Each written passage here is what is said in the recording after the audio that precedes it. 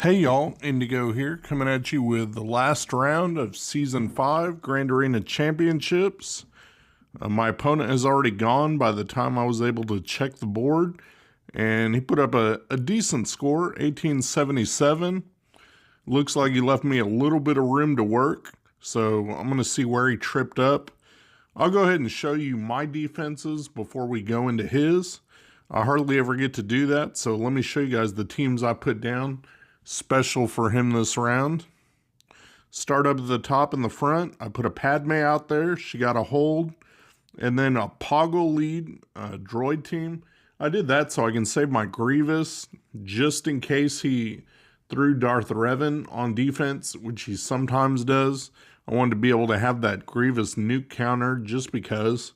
I wanted to do something a little bit different. Tired of the same old thing.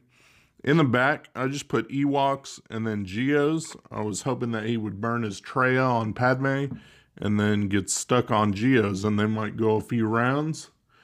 But it looks like they didn't. So no holds there. Don't know what he used. Don't know how many banners they took off. But we'll go down south. Show you up front. I got a Newt team there. That was one shot. I put CLS on defense. Figured that might give him some trouble depending on what he put down. So he was able to one-shot those and get through. Seemed to be okay. Let me show you the back zone now. I put down a Ray team without BB-8, saving that for the Grievous nuke, and then just regular Kira Scoundrel team back there. So I figured it's something different, you know, throw a little changes in there, change up the front line. Maybe that would make him stumble, and it did. He got one hold on my Padme, so I've got a little bit of room to work with. Let me go ahead and show you guys what he put down. We'll start off here, and you can see that he's got a Grievous team. He's got a Newt team. He's got his Nightsisters. Up top, he's got Grievous with Watt and a Relic Watt, and then just a Newt team, Dooku, Jango, Droideka, and L3, which that can definitely cause some trouble. He likes to put Nightsisters down on defense, so he's got those, and then he's got Kira Scoundrels, but with Nest. So that's fine. It's a little bit easier on the bottom, so we're going to start by taking those guys out. For the Kira Nest, since it's a fairly straightforward team, I'm going to use my own first order. Might as well go ahead and use these guys. They work really well against the Scoundrels, and they let you save your A-teams, so you don't have to burn like Jedi Revan, or you don't have to burn Traya and Nihilus to get through that nest. You just have to line up your hits with first order.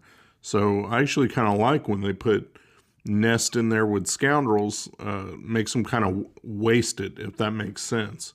Because I would probably use my first order if they didn't have Nest in here, just for an easy team. And so being able to take out Nest means he doesn't have Nest to use against any of my teams. So we get in hits with Nest where we can on the Executioner. Now, I'm no pro at this, you know, but I know how it works. You're going to be able to see one thing in here in a little bit when Nest goes. I think it's next time. But let's work on taking these guys out. I'm stuck behind Zalvar's taunt. Using Crew's 2-turn stun is a huge help. Being able to remove that taunt and keep somebody out of the action. So get a big hit in on Zalvar. I keep throwing turn meter over to Executioner. Took out Mission, and look at that. His Nest was able to just take out my Kylo right there. I didn't think that Nest would hit like that. So that was kind of surprising. Removed my turn meter engine. You know, no big loss in the grand scheme of things, but that's 3 points off my score, so I'm not going to be able to get a perfect score this time. Now I got Nest stunned, so she's not going to be able to do that again. Just got to hit her with basics till she takes turn, and Executioner's up, so we got a nice hit in there. And she's stunned again, and there she goes. So 57 points because I lost Kylo. Not too bad. Now I'll go ahead and take in, I saved these guys this time. Normally I put bounty hunters on defense, okay? But I wanted to save them this time. make my opponent wonder if I had him in the back. And they're really good for taking out Nightsisters. I threw Watt in there because he's like the insurance policy on that. Django's got the Zeta so that when he kills somebody, they're not going to revive. And if you throw the weapons tech on Boba, then when he kills somebody, they're also not going to revive. And both of those guys can ignore taunt. So that's actually huge in being able to get rid of whoever you want to. And both of them have the double taps, and they both have strong hits, like Django's Rocket or Boba's Execute. So they're ideal to have those the techs on and the ability to make sure that the Nightsisters don't revive. And then running them under a Bosk lead, make sure that everybody stays nice and healthy with lots of protection, stays topped up. So right away, I'm down to just Daka, Spirit, and Zombie. I've got another tech that I'm throwing out. I ended up putting on Dengar. I don't know if that makes any huge bit of difference or what, but Bosk really doesn't need a tech. I mean, he's not going anywhere. Now I just got Daka to deal with. As soon as I can get around Zombie's taunt, I can start trying to take Daka out. And right there, I got her into the red because, the Fets ignore the taunt. So I got her into the red, took her out, and now it's just Zombie to clean up. Everybody's healthy. Easy peasy 60 banner Nightsister counter. So if you can spare Watt, it's definitely a surefire counter for someone that likes to put Nightsisters on defense without wasting your Padme. In the back, he's got Darth Revan, no Malik, and then a Shakti team with just like some leftovers. So, okay, now that we know that that's back there, and I know what I'm going to use to take out Darth Revan, I've got some options. I need to go back and see what he's got up in the front, take out that zone, and see what kind of surprises are waiting for me back there. Because sometimes he sets his General Skywalker on defense. So we'll see if that's the case. Got to take out some tough teams first. Once I get rid of these Grievous and Newt teams, then I'll have an idea of what I'm up against. So let's start off with the hard one. Take out this Grievous team with Watt. I got to use my Darth Revan team here. I have my General Skywalker team, but I wanted to save it in case I had to mirror his General Skywalker. So I'll go ahead and use my Darth Revan team here. That's probably one of the most effective teams to use against Grievous with Watt when they have a relic Watt and high relics on pretty much everyone else. You can't mess around with like Jedi. That stuff just doesn't work. And I like to use Nightsisters against a standard Grievous team, but that also doesn't work when they have Watt. As soon as he gets out the weapons tech, you're going to be screwed because then they won't be able to revive. But with Sith Empire, you can do plenty of damage pretty fast, and then you just have to try and get Death Mark on Grievous. You're trying to do enough damage to where it triggers Death Mark, and then you can go after him and take him out. And you'll see kind of a couple times during this match, I get that, where I've got him on Death Mark, but then he'll take a turn and he'll get rid of it. So unfortunate, but it does happen. Right there, I got Death Mark on him, and I can get a good hit in. I do. Got him red barred, but it wasn't enough to kill him. So then I'm stuck back under Mark that was on B2, having to go after him. You can see I got them all red barred. Took out Grievous. I've got 4 left standing, but check this out. Once they go, that B1 tore my team up. I lost 2 right there. So I just got Malik left and Darth Revan. Luckily, those are probably the most powerful 2. So thankfully, I have them. I've got B2 down, but he keeps healing back up. I've got B1. I'm trying to get rid of some stacks, do what I can. I'm not going to lose the battle at this point, but it's going to be crappy on banners, that's for sure. I mean, I've lost half my team, and there's no way to heal up protection or anything like that, so I'm just going to be kind of stuck there. Take off some of these stacks and clean this up, and it's an even 50 banners. So, not too great. We'll move on to that Newt team. Hopefully I can do a little bit better here. And for this one I chose, this is why I didn't use my Bastilla Fallen in the Grievous matchup. I wanted to throw her under EP, and then I got Thrawn in there. Figure this should be enough firepower to throw some debuffs on the table and get that turn meter train running. Once I get that running, I should have enough control, enough AoEs to be able to get everybody. And right now I'm trapped behind L3 having to deal with her. I chose not to fracture her because I wanted to top up some protection, get Bastilla going again, and then what happens? Droideka goes and one-shots my Thrawn. So now I lose the option to recover any protection banners and fracture and control the team. It's very unfortunate.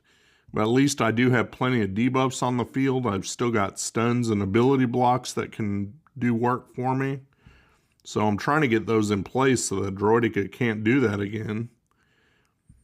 And just taking out who I can when I can. You know, trying to keep people ability blocked and just keep the debuffs on the field. I've got stuns from EP still, so I'm trying to use those effectively.